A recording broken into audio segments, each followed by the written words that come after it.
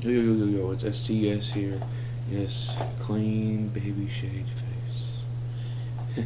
But, talk about a movie. I just watched it now. I've been searching up about Troma.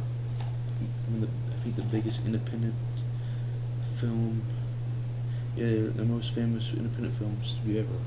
But the corniest, I can't watch kind of like low budget movies though, but I give Troma a chance. Because some movies they're like low budgeted, I can't really get into them. But the first film I ever watched was on Netflix, was The Toxic Avenger, which I thought was really fucking cheesy but awesome. It's a good hit though. But there's other DVD I always come by. It's my friends. This is not my movie. I gotta take it back. It's my friend's mom. His friend's mom. And his mom is a big ass DVD collector, but she burns them and stuff. That's her name. Because she does that. She rents them or Netflix them and burns a copy herself. But this film I was past, I was like, what the hell is this shit? And I opened the thing and some chick in it, and then I opened the other. There's two discs in it. And the second disc says Naked Dude. It's like, what the hell? But this film is, let's make some art. But the tagline is, but this film is Terrier FIRMER. And it's it's my second Troma.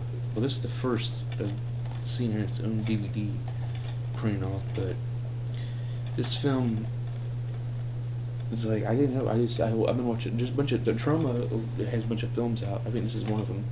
It has a bunch of films out on YouTube for free. I've been looking at them and stuff, but I like to watch it on the DVD form because if it's on Xbox, it makes me want to just skip through it or go and play a game or anything. But if it's on DVD, I'll see the DVDs here. First disc. And there's that naked man, which is. When I first saw this film, I was like, this is gonna be fucking stupid. Until I didn't even know what this film was about until this film is basically about it's the tournament. It's a low budget film crew, which is AKA Troma, basically them being themselves, and they find themselves upon this sexually conflicted this dude named Casey, Cassina, I don't know, but Cassandra Casey, because this guy he's the sound, no, not sound person, someone I forgot, but you see later on he has titties and he's a pussy. But his dad's Ron Jeremy's in this film. Ron Jeremy's in this film. He makes a cameo, and Lemmy from Motorhead, he's in a cameo. But he's the killer, and he's his nipples and pussy. But his dad taught him, Ron Jeremy, he used to be a woman, and he got molested by him or something like that. So, but it was an okay film. I mean, I like this. The movie's pretty cool. This is a two. I don't know. I think this is a regular rated R. This is now a director's cut, because in the film we were watching, and my wife was watching. She was like, "What the hell am I watching?" But there were scenes of extra blood or guts, and too much titties or pussy, and it was censored. And then at the very first start of it, it had Lloyd Kaufman directed. He's also in the film, being the blind director. But he says that this is too censored. Like, he kept coming back and forth, telling what's going to happen. And in some sex scenes he uses his, like some guy's eating pussy. That dude, Chihu, whatever, Cassie.